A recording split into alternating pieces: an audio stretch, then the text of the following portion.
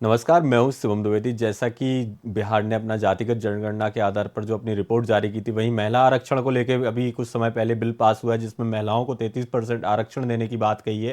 वहीं उत्तर प्रदेश में अगर हम बात करें, इस समय उत्तर प्रदेश में जिस तरीके का माहौल चल रहा है, जातिगत जनगणना को लेकर जो बात चल रही है, महिला आरक्षण को लेकर जो बात चल रही है, उसी पर आज हमारी खास चर्चा होगी। और हमारे साथ आज खास मेहमान जुड़े हुए हैं जिनसे आज हम बात करेंगे। हमारे साथ समाजवादी पार्टी से डीपी यादव जी जुड़े हुए हैं।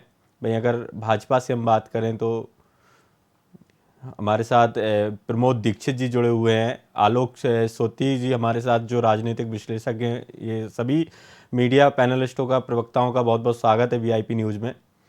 सबसे पहले मैं डीपी यादव से पूछना चाहूँगा, महिला आरक्षण बिल जो पास हुआ है, इसके बारे में आप क्या कहेंगे?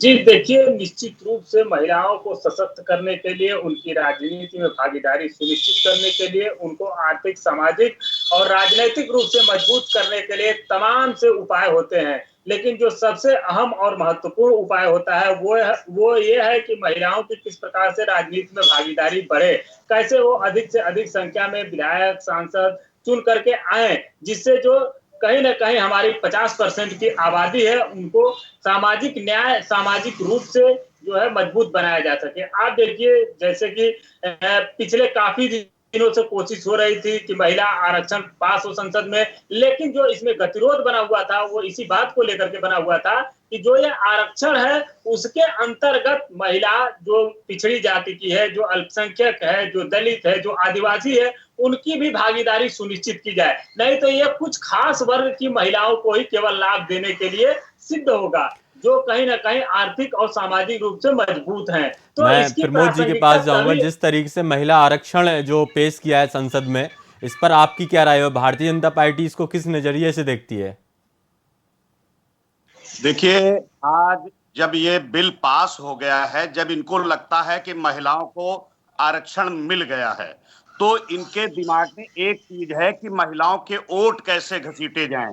इनका किसी प्रकार का कोई सकारात्मक रुख नहीं रहता है। अगर इनको दिक्कत थी इतने दिन से, इनके पूर्व राष्ट्रीय अध्यक्ष ने महिला बिल को लटकाने में अपना पूरा श्रेय पूरा प्रयास किया। मैं ये कह रहा हूं कि अगर इनको लगता था तो इनको कटमोशन लाना चाहिए। अगर कटमोशन नहीं ला पाए थे तो इनको संशोधन देना चाहिए था। ये वहां पर लोकसभा में कुछ नहीं कह रहे हैं, ये राजनीति के लिए कुछ केवल वोट किसी तरह इनका कन्वर्ट हो जाए इसमें। चूंकि इसमें भारतीय जनता पार्टी ने, ये कह सकते हैं, आपकी बहुत आगे बढ़कर ये काम कर लिया है।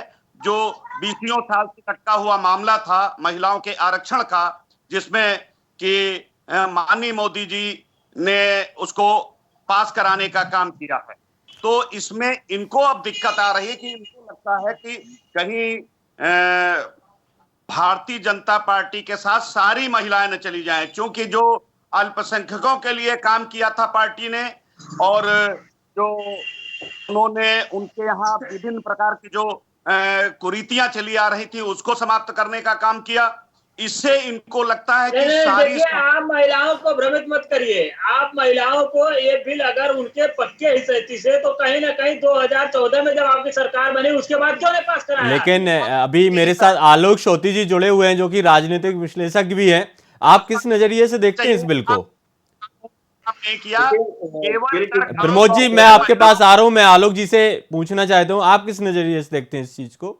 के भारतीय संविधान में सीटों का आरक्षण होता है। एससी और एसटी कैटेगरी के लिए सीट होती हैं, उनका आरक्षण होता है, ना कि प्रत्याशियों का आरक्षण होता है। सबसे बड़ी मुद्दे बात है कि यह जो आप प्रत्याशी जो पॉलिटिकल पार्टी खड़ी करती हैं, उसका कोई भी जो है आरक्षण नहीं होता है। हाँ, ये बात सही है कि जो सीटें एससी के लिए है तो उसपे एससी का ही कैंडिडेट खड़ा हो सकता है, उसी जाति का। एससी के लिए है तो जाहिर सी बात है शेड्यूल ट्राइब का ही आलोक जी, बड़ा कैंडिडेट जो। बड़ा सवाल यह है कि जिस तरीके से आरक्षण तो पेश कर दिया, लेकिन इसको लागू करने में समय लगेगा। और वो कैसे निर्धारित किया जाएगा कि इसको किस तरीके से लागू किया जाए?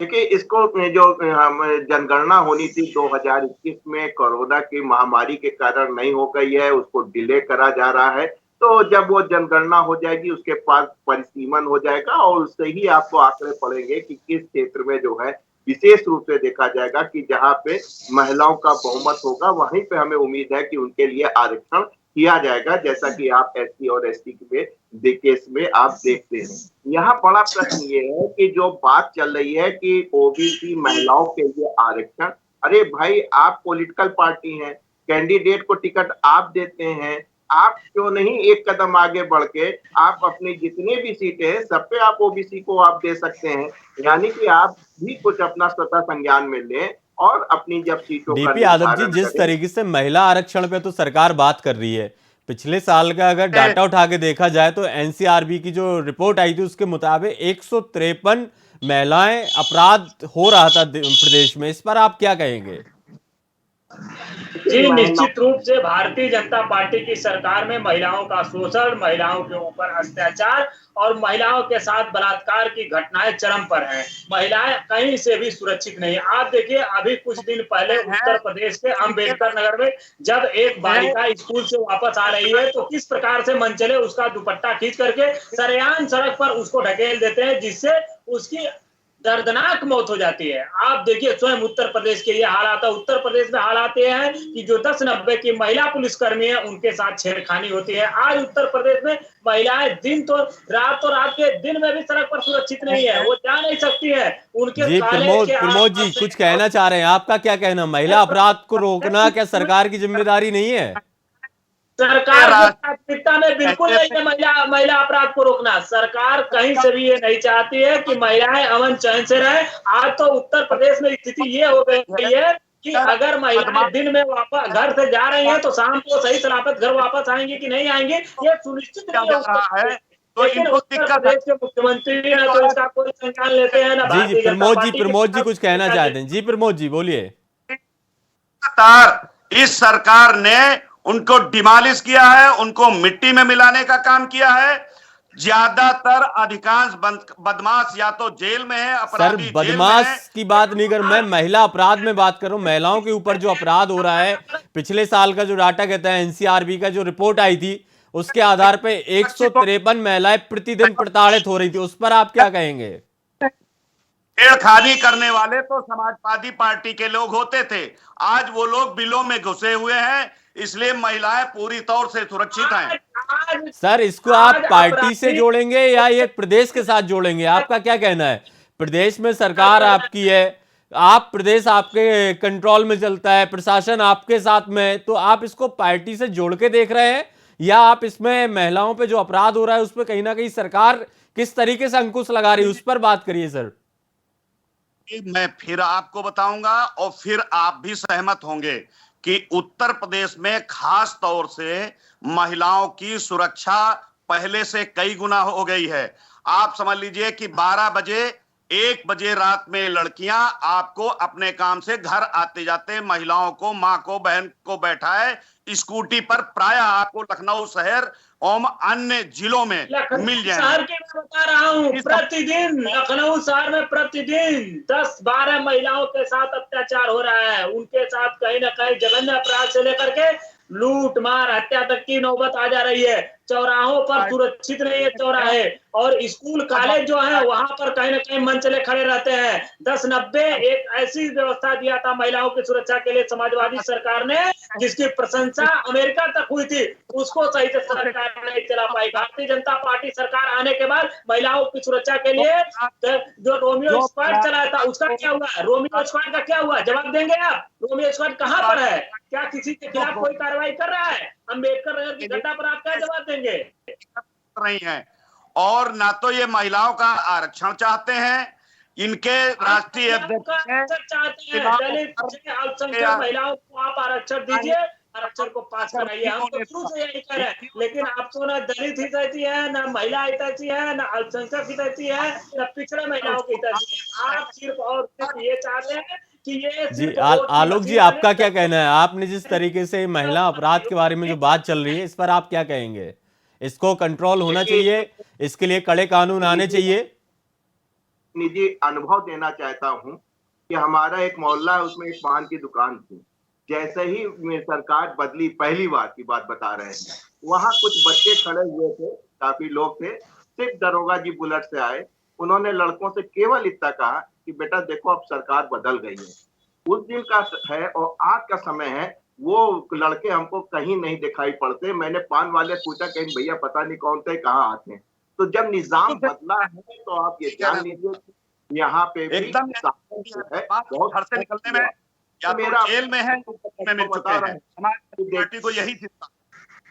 तो देखिए कितनी बड़ी बात है कि सिर्फ जो पुलिस प्रशासन वही था, जैसे ही निजाम बदला बीजेपी का फर्स्ट टर्म हम बता रहे हैं, उसमें ही होते होते आपने देखा कि जितनी भी शहर के अंदर गुंडागर्दी थी, बदमाशियां थी, सब जो है वो समाप्त हो गई। हाँ, कुछ अपवाद हैं, कुछ घटनाएं होती हैं और उस घटनाओं को आप देख रहे हैं कितनी सख्ती से निपटा जा रहा है, जिसके लिए आप देखते हैं कि विपक्ष भी खड़ा होकर हो जाता है कि साहब ऐसा नहीं करना चाहिए। लेकिन हमारा कहना है कि बिना न मानत जलत जड़े गए 3 दिन भी बोले राम सकोप तब भय बिन होय न मीत। अगर जब तक आप सख्ती से नहीं अपराधियों से निपटेंगे तब तक आप उसको पकड़ के न्यायालय ले जाएंगे और न्यायालय में क्या होता है वो आप सब हम लोग देख रहे हैं। अगर देखा जाए योगी सरकार दोबारा सिर्फ इसी वजह से आई थी, सख्त शासन, मुफ्त राशन, यही कारण था इसका दोबारा आना।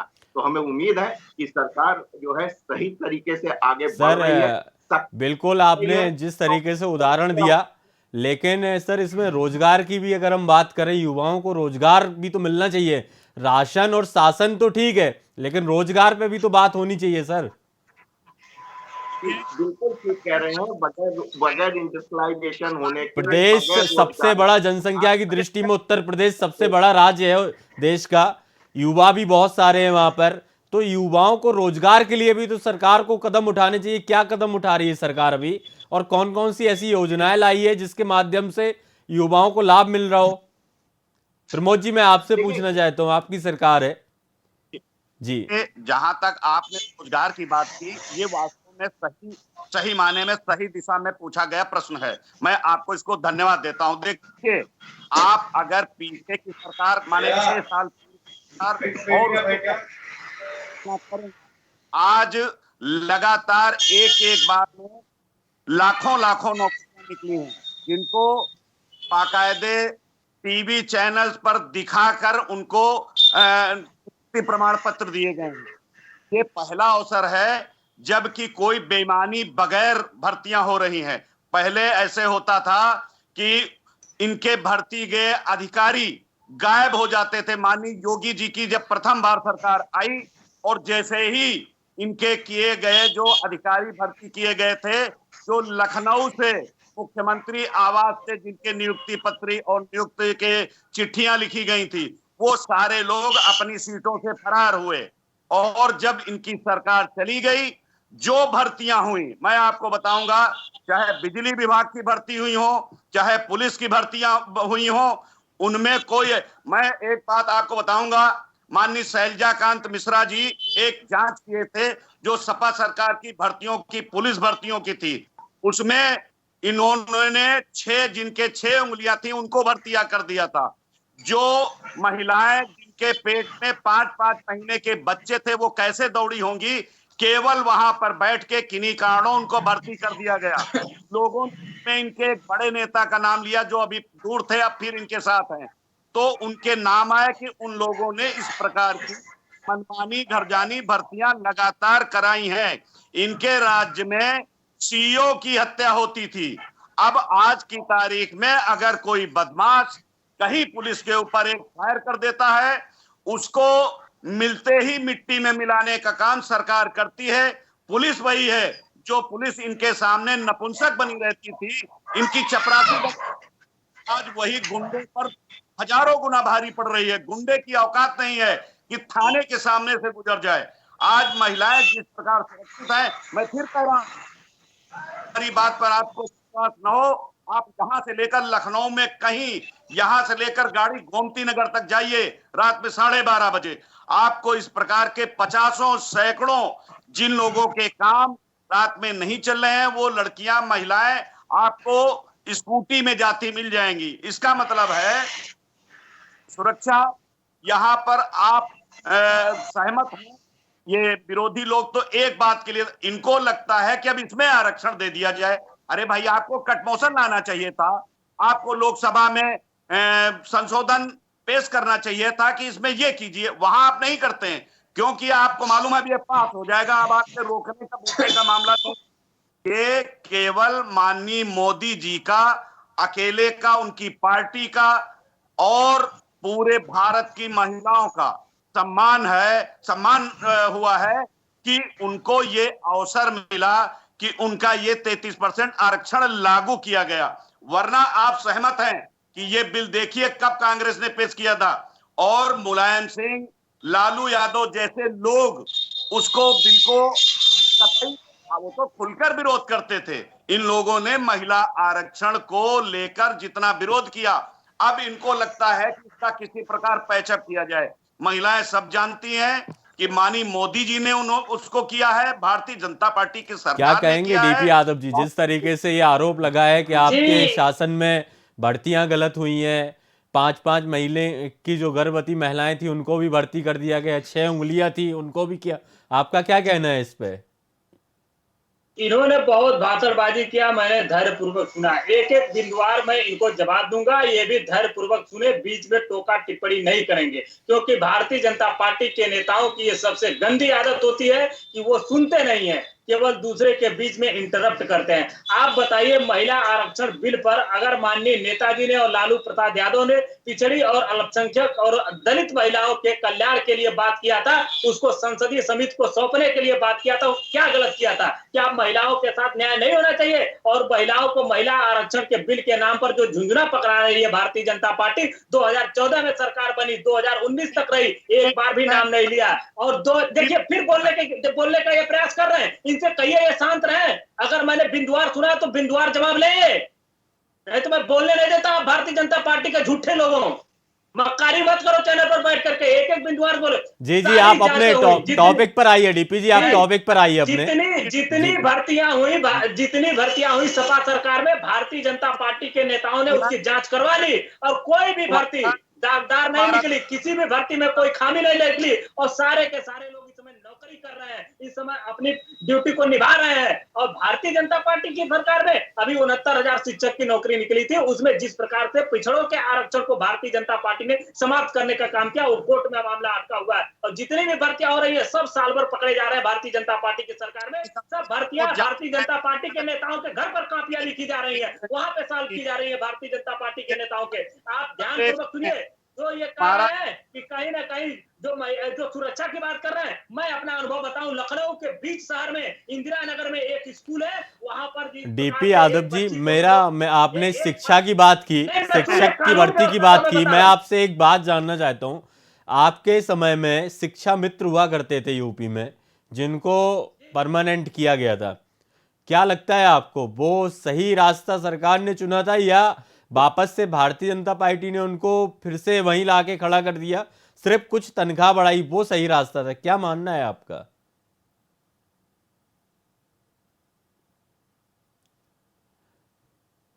डीपी यादव जी, आवाज आ रही है आपको?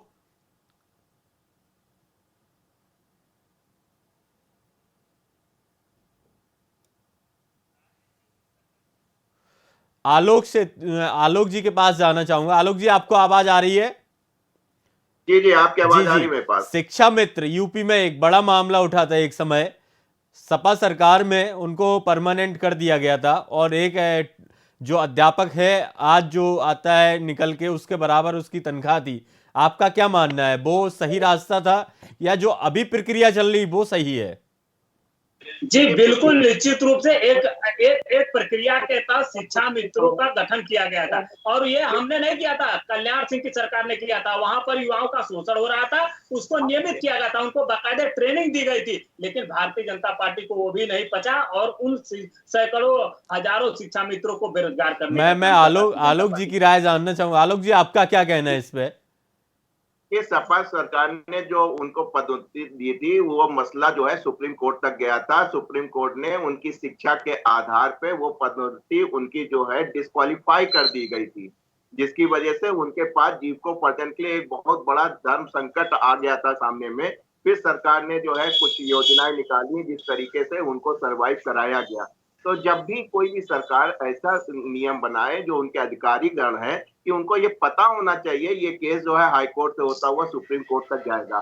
ऐसी स्थिति में जो भी उनके आईएएस अधिकारी हैं वो इससे सक्षम होने चाहिए कि कोर्ट की जो प्रोसीडिंग्स होगी या जो कोर्ट के सामने इसमें जब ये आप केस जिम्मेदार आएगा जिम्मेदार तो किसको मानते हैं, किसकी ये लापरवाही का नतीजा आज वो भुगत रहे हैं? ये अधिकारियों की लापरवाही है। देखिए, जहां तक सरकार की जो मंशा होती है वो लोकप्रिय होती है, वो अपने जो है लोक के लिए वेलफेयर ऑफ सोसाइटी के लिए होती है। कोई भी सरकार हो, चाहे सपा की हो, चाहे कांग्रेस की हो, चाहे आपकी बस बीजेपी की हो या बसपा की हो, तो सरकार जो है निर्णय तो पक्ष में लेती है शिक्षा मित्र के, लेकिन वो निर्णय जो है धीरे धीरे जब चैलेंज होके हाई कोर्ट और सुप्रीम कोर्ट पहुंचता है तो उस निर्णय पे खड़ा होना बहुत मुश्किल हो जाता है। ऐसी स्थिति में जो भी सरकार है उसको इस बात का ध्यान रखना चाहिए कि जब ये मसला कोर्ट में जाएगा तो जो आपने अपने अधिकारों को यूज किया है वो क्या कानून संगत है। अगर वो कानून संगत है तब तो ये पॉसिबल होता है, वरना देखा गया है कि हर सरकार जो है अपनी लोकप्रियता के लिए इस प्रकार के निर्णय लेती है जिससे कि जो लाभान्वित होते हैं उनके सामने लेकिन आलोक जी, सवाल वही है, भविष्य तो उन शिक्षकों का खराब हुआ है।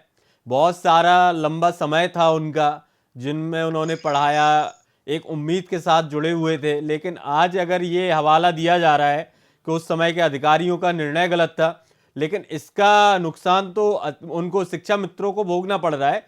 क्या कहेंगे आप, क्या कहेंगे? मैं डीपी यादव जी से पूछना चाहूंगा, क्या कहेंगे आप? ये आपकी सरकार आती है तो आप क्या एक्शन लेंगे इस पे?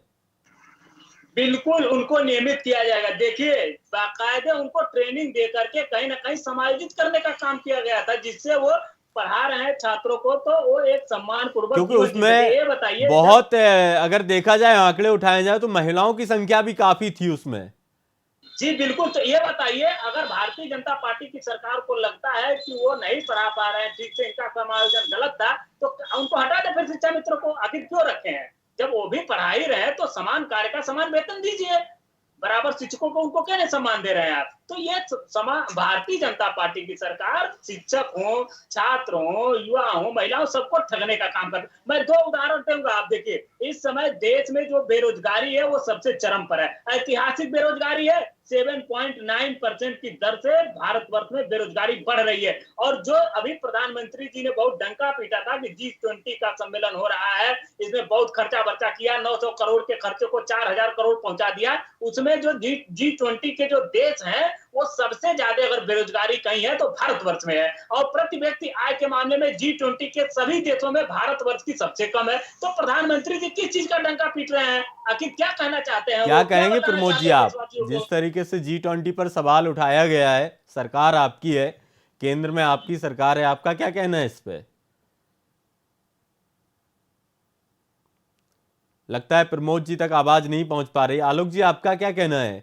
कहीं ना कहीं आप भी दोनों पार्टियों को सुन रहे हैं, देख रहे हैं, G20 पर जिस तरीके से सवाल उठाया है उस पर आप क्या कहेंगे? यहाँ था, इनका सोच है और अब इन्होंने नए कुछ सोचे लिए हैं कि ये है महिला को इसमें आरक्षण नहीं दिया।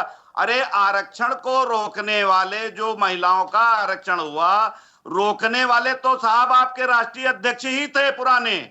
तो आप उसमें कुछ बताइए कि आखिर वो क्यों रोक रहे थे? उन्होंने तो बिल की खिलाफत की थी।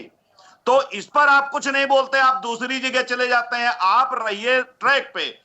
आपके यहां जो बेरोजगारी की स्थिति थी जब समाजवादी पार्टी की सरकार थी, उससे आज जो माननीय योगी जी ने जो यहां पर विदेशों से जो यहां पैसा लगवाया है, उसके लिए जो यहां भर्ती किए जाएंगे लोग तो वो भारत के होंगे, उत्तर प्रदेश के होंगे, ना तो वो सरकारी जो कंपनियां आएंगी वो अपने यहां से कोई एम्प्लॉय नहीं लाएंगी, उनके एम्प्लॉय बहुत थोड़े होंगे।